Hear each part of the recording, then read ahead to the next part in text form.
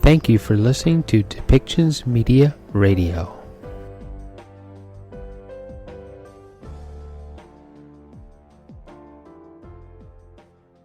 Welcome back, everyone. We're here today with Pauline Greaves. Pauline is an educator, a concerned citizen, and at times maybe even a politician. Pauline is here to talk to us today about things that are happening in Surrey, BC, around diversity and how the local government, the mayor and council, are actually handling issues that are happening in Surrey. So, welcome to the show. Thank you very much. It's an honor to be here. Thank you. Yeah. So, let's get a little bit about your background. You teach at Langara College, right? Yes, I am an instructor in the School of Management, so I teach business courses, primarily in both the bachelor program as well as the postgraduate degree program. Very cool. So it gives you a lot of basis to actually see what is going on in our community and what we need to have happen in our community.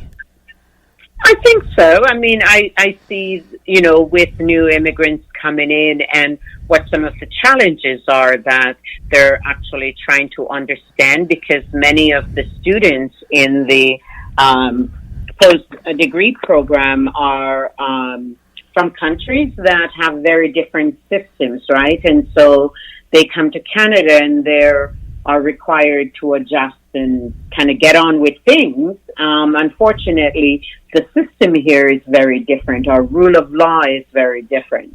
The role of authority is very different, including the kind of practices and regulations that we have in place. And so it's from seeing it through their perspective and kind of some of the adjustments that they have had to make, and you realize that we're just not doing enough. We rely so much, and Surrey, for example, relies on a lot of new immigrants. The population has grown, and, the current council is saying that they really appreciate the diversity because it adds to the strength of the city. But unfortunately, many of the systems that we have on the processes haven't adjusted to accommodate for individuals from different backgrounds and cultures. Right. So, because there's simple things that we could have here in Canada, such as not only police enforcement, but there's like bylaw enforcement, and then there's other ways of other rules and things like that come in place that they have maybe different enforcement agencies that may not have existed where they came from, right? Exactly, or they're enforced in a different way. So we have to keep in mind that we have a lot of individuals that are coming. They're not coming from necessarily, lower economic status. We have individuals that are putting out a lot of money in terms of international student fees. It's expensive to come to Canada. It's expensive to live in Vancouver. Mm-hmm. And so you have these individuals, but their systems and practices, because of the cultural context from which they're from, are very different than ours, or can be. And even if we have the same heritage in terms of background, post-colonial and all of those things, how we've adopted the rule of law and the role of individuals having rights that they can get defended when something takes place is very different than how we operate. And so it's an adjustment period, but they really don't know, because they've come in based on kind of the information we have online that says what a wonderful place we are, come and visit us, come here. And then there are basic things that they don't realize are very different in terms of the regulations or the practices and what's acceptable and what's not. And so this notion of bylaws and bylaw regulations, and that, the fact that individuals have to complain, and so they have to call the city to say, my neighbor is in breach of the bylaw, bylaw 23 or 34, whatever it might be, and then they come and enforce it. But no one has really spent the time to actually inform them. What are bylaws? How does it work? Right. And what the expectations are. Very different.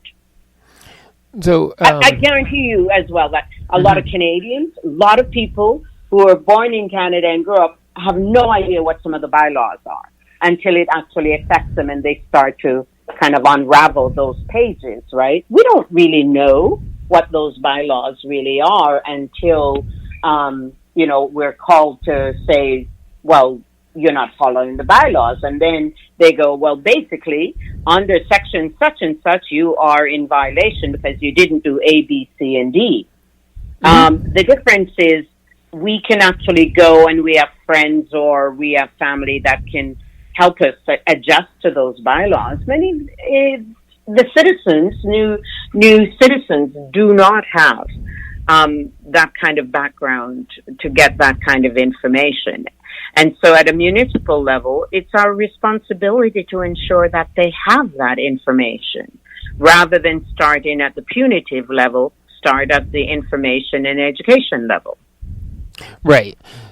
So having a diversity advisory committee that would actually take on that role and help guide people into the system of bylaws enforcement and what the rules of all our laws would actually be. That maybe it could be something as simple as maybe digging a hole to plant some flowers, but that you need to call this number to make sure that you're not exactly digging in the wrong spot. Exactly. Right? Yeah, exactly. And I mean, some of that information is out there, but if you understand that we have this thing where it's your property and then they're shared with the city, and then there is ones that the city is responsible for, right? In terms of maintenance and stuff. A lot of people don't know that. They don't know that they're the ones that are supposed to shovel the snow or mow the piece of grass that is out there because it's on the other side of their fence. So why would they be responsible? And it's that kind of thing that, and the thing with the advisory committee, it's not so much about that aspect. If anything, it's more about ensuring that there are resources that individuals can access that would explain that. The running of information session, the use of community groups to share that kind of information. For me, the role of the diversity advisory committee is to ensure that and make sure that the regulations and the bylaws that are going in place are devoid of those kinds of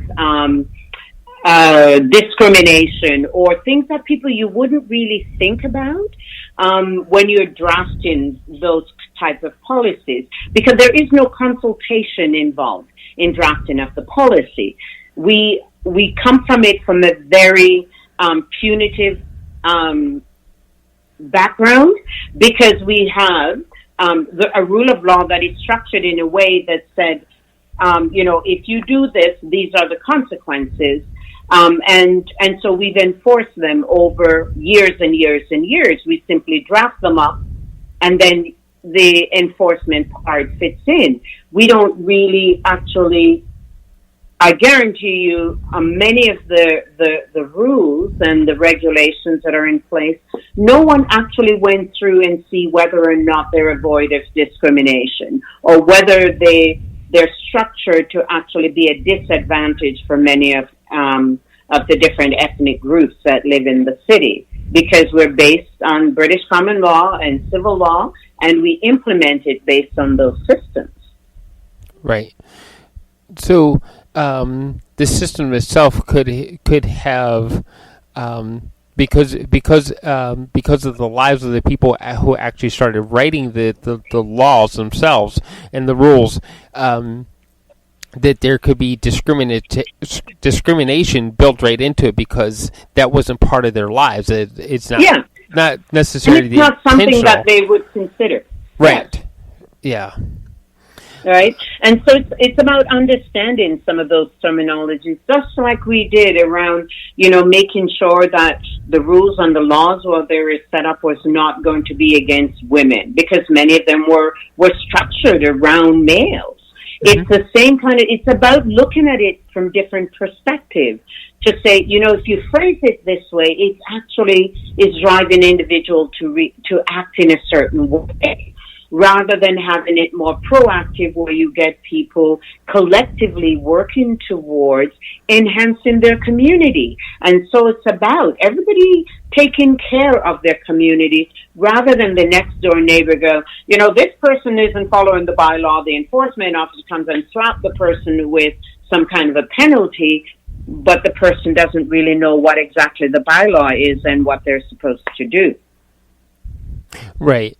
So they've received the fine. They know that they have to pay the fine, but they don't know what the rule was that they broke, so they'll break it again. Exactly. And then they'll be called again, and then the penalty goes up, right? Mm-hmm.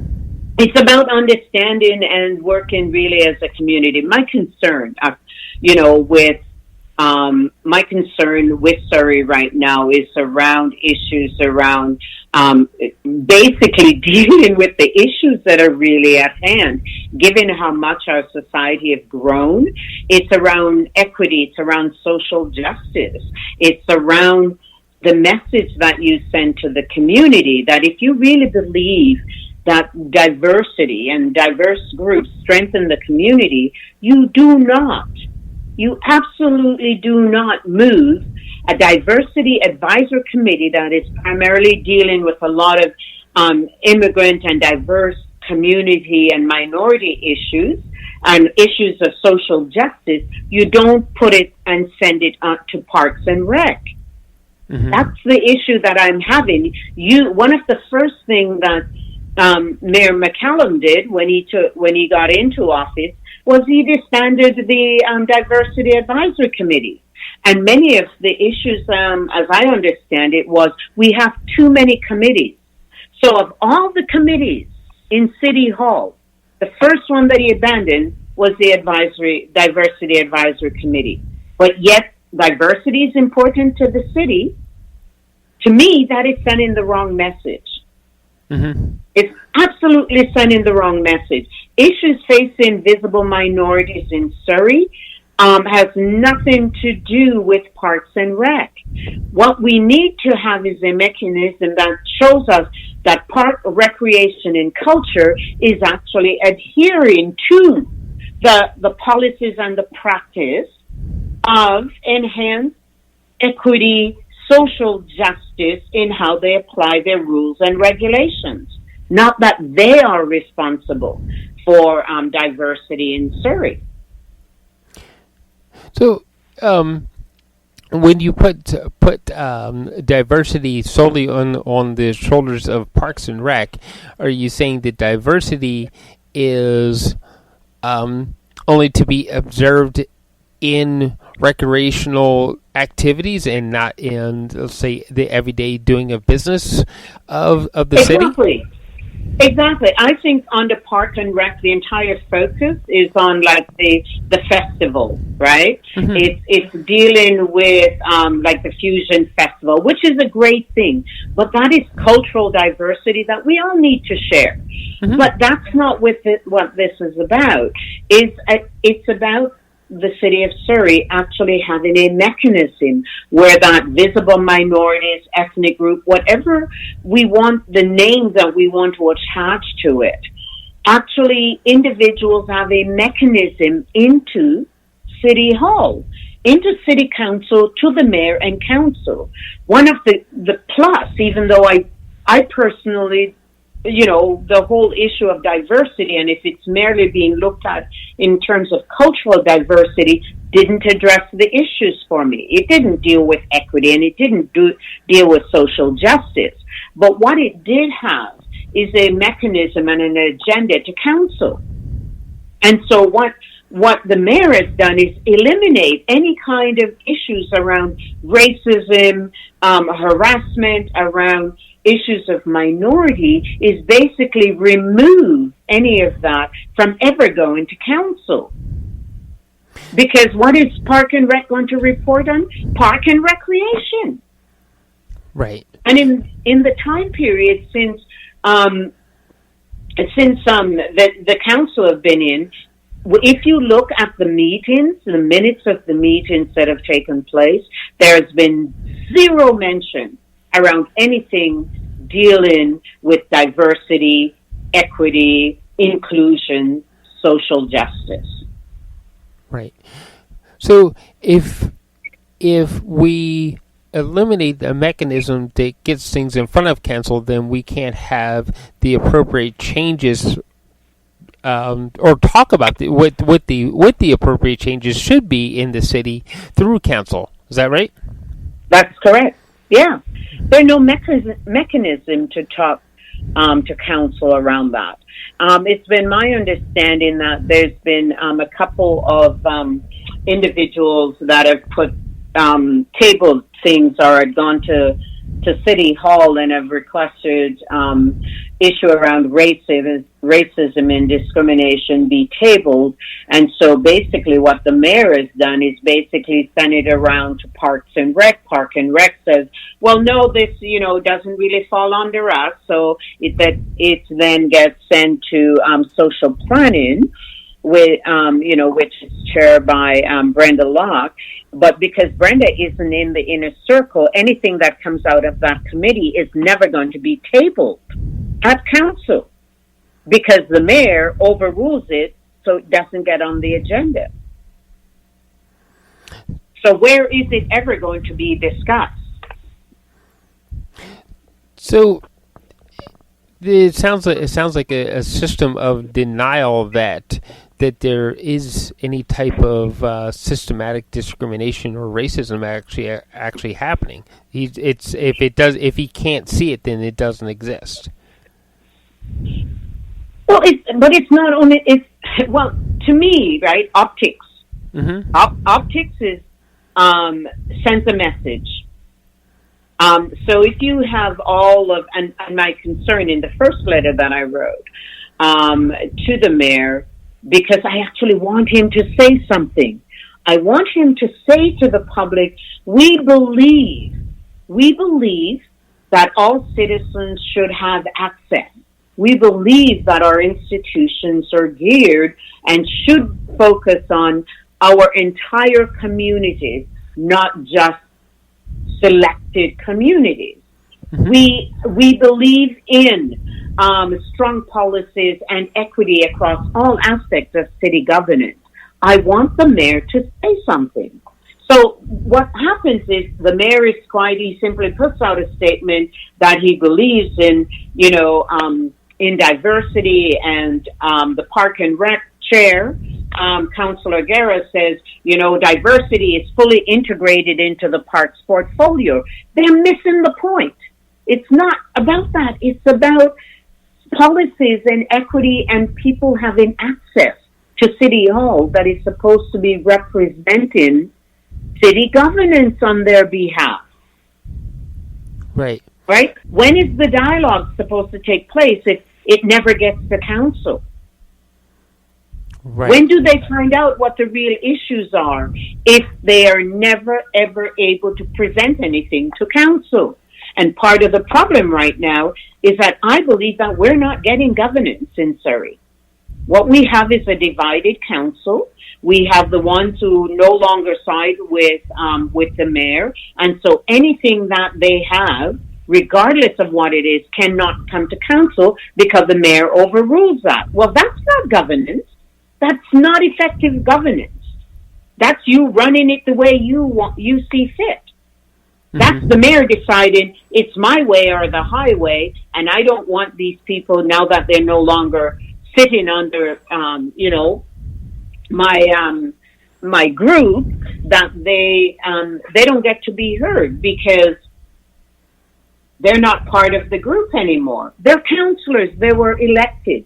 They're part of the effective governance that we're supposed to see representing Surrey. So, I'm hearing something else here. Not only is there not a mechanism to bring things to council, but there's no mechanism to defeat the mayor from just ruling everything out but what he wants to hear. That somehow there's got to be another way in to council without him being able to shut it down. Correct. There are no mechanisms, because if there's anything that is going to require him to have some kind of discussion, he will not bring it to council. So the question is, we have, in essence, a dead council right now, right? Mm-hmm. Because 4 of the councillors are not, they question what he put on the table. They're not given the space by which to actually talk about anything or discuss anything. So their hands are tied. So that leaves the other councillors who are in support of the mayor. So if any issue comes that he is not in agreement with, be it discrimination, systemic or otherwise, anything dealing with equity and social justice, by him sending it to the social planning committee that Brenda Locke chairs, it will never ever get tabled at council, because he doesn't want to hear from her, because she is no longer part of his Surrey. So it sounds like the ultimate in the old boys club, that either you're part of my clique or you just sit there and be quiet. Yeah, pretty much. I would say that. I mean, the fact that you can't even, in the second letter, right, that I actually put out saying, I'm sorry, but all your actions are going the other way. You're making these statements, but you're in fact not addressing the issues of social justice and equity. And by you sending it to Parks and Rec, is not an effective way. You need to put in place an effective mechanism that will address some of these issues. You need to make sure that all citizens have access to City Hall and that their issues will be heard, that there's a dialogue about that. And so what you have basically is Councillor Gere, who is the chair of the Parks and Rec, saying, "Oh no, the Surrey City Council deals with issues of inclusion and diversity, and it does it, and it's fully integrated into the parks portfolio." It's like, seriously. Indeed, when you're actually looking about issues of policies and legal mandates and framework, I'm sorry, how do you explain that being under Parks and Rec? No diversity should be in other areas besides Parks and Rec. Oh, absolutely. There should be a committee that is there, that is going to be tabled at every council meeting dealing with those issues.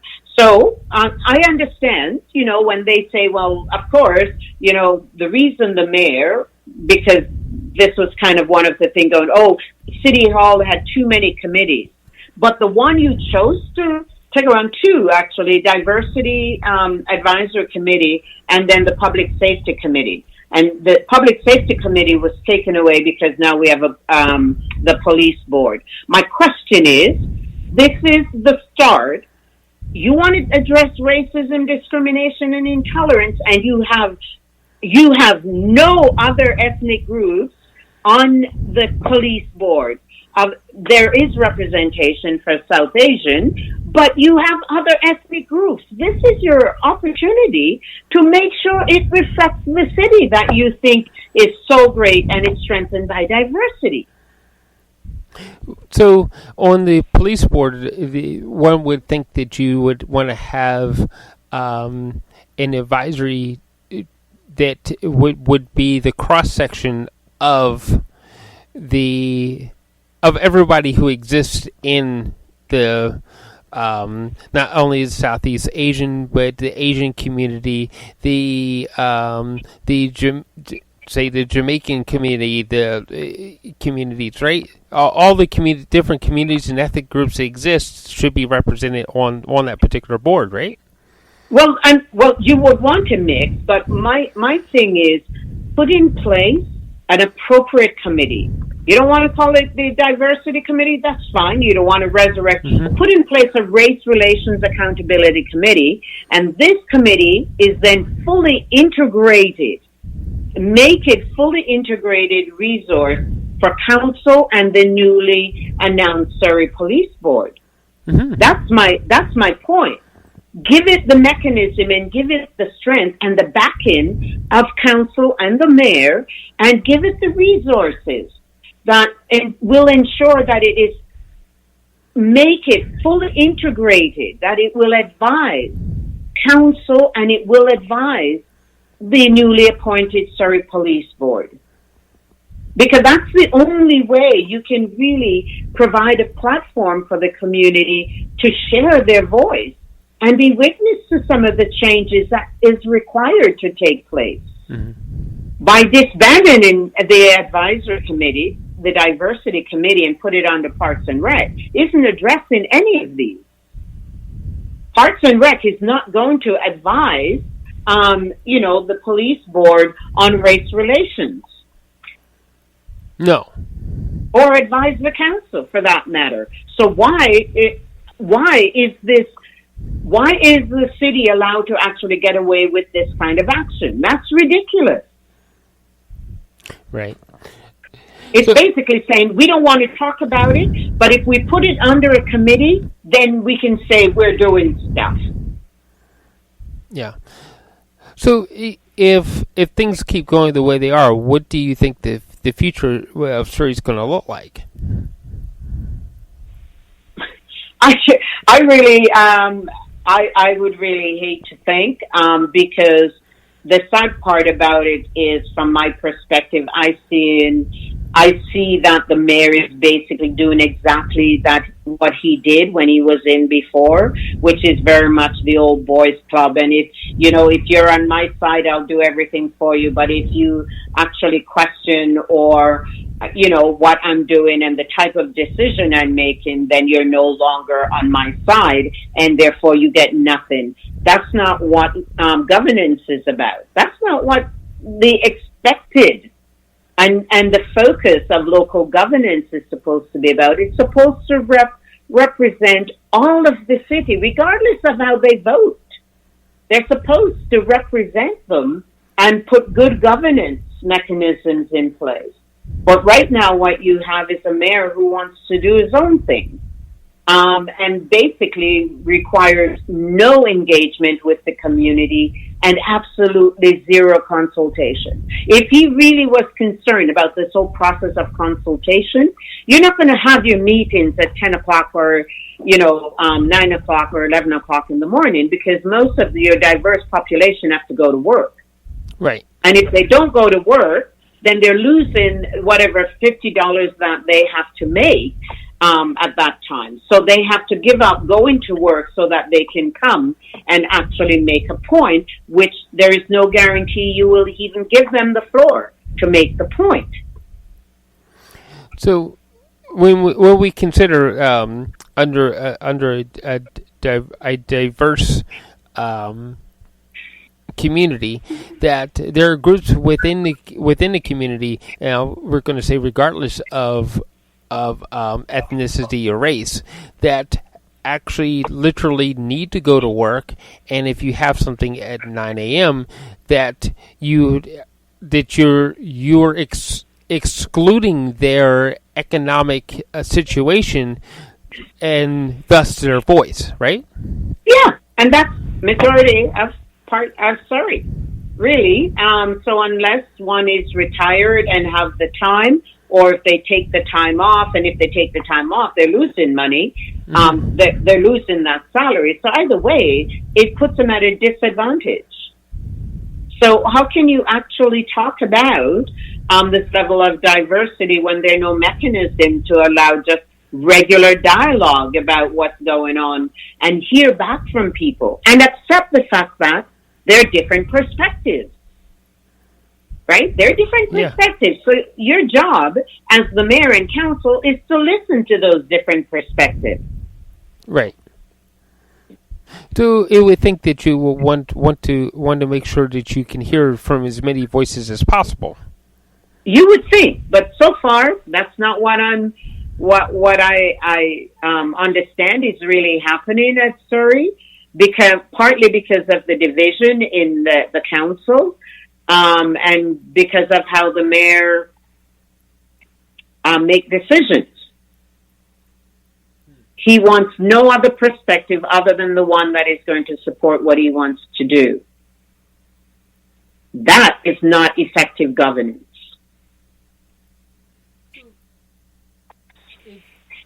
If I'm not listening to what the people and my citizens who you think help get you into office, if you're not listening to what they need, you won't ever put the systems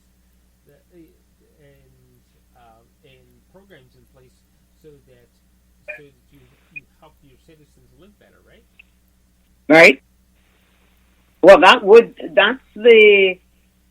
would be the effective mechanism, right? It's about allowing them to have a voice. It's about showing them what is possible in order to improve their lives.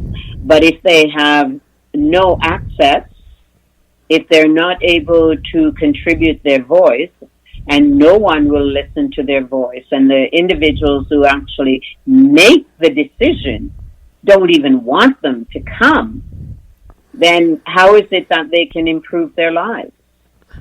Right. The barriers are just increasing. The more Mayor McCallum stays in power, the more barriers goes up for everyone in the community who doesn't see things his way. So, just to kind of start wrapping things up here, what would you? Do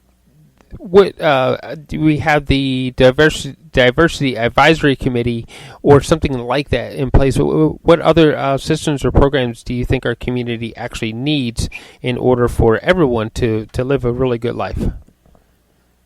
Well, I mean, I have my own perspective, but I think the very least that I want to know from the mayor, what are the plans? What are his and the council's plans?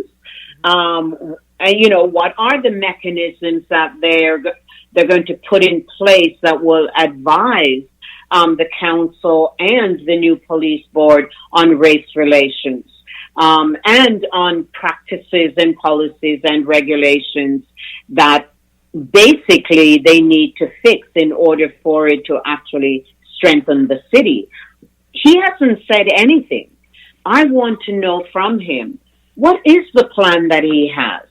And how is this going to actually roll out to different, to the diverse community that exists in Surrey? Because he hasn't articulated anything.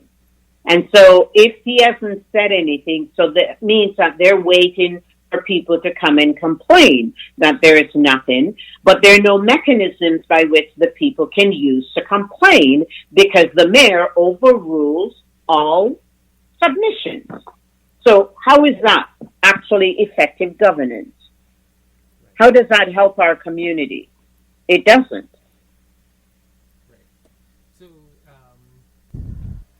Effective governance also brings a level of transparency that he doesn't seem to want to offer. Absolutely. Absolutely. All right. I personally, the other thing that I would like to see that would go with this in terms of a mechanism to advise council is around, I think that the city actually needs to do an ethics audit. It needs to actually, because that would encompass looking at complaints around human rights, complaints about lack of access, the number of complaints that goes to the city, and what remedies and solutions did the council come up with to address these social justice issues, right? It's about understanding what are they thinking about in terms of proactive systems that are put in place that would allow for discourse on what these remedies and solutions would actually look like. Until he reached out to the community, he's locked in his office doing his own thing. Well, that does not at all address or even start to demonstrate that he understands what the real issues are when it comes to really dealing with minorities and indigenous population, and what kind of framework the city is actually going to be putting in place to tackle some of these practices and policies that most people don't know about.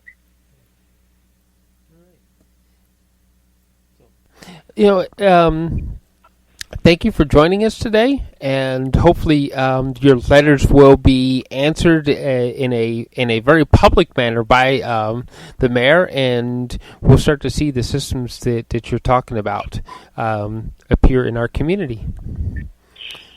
Thank you very much. I really appreciate this, because I really and seriously do really want the mayor to look at a platform for our community where people can actually share their voices and be witness to some of the changes that is required in our public institution.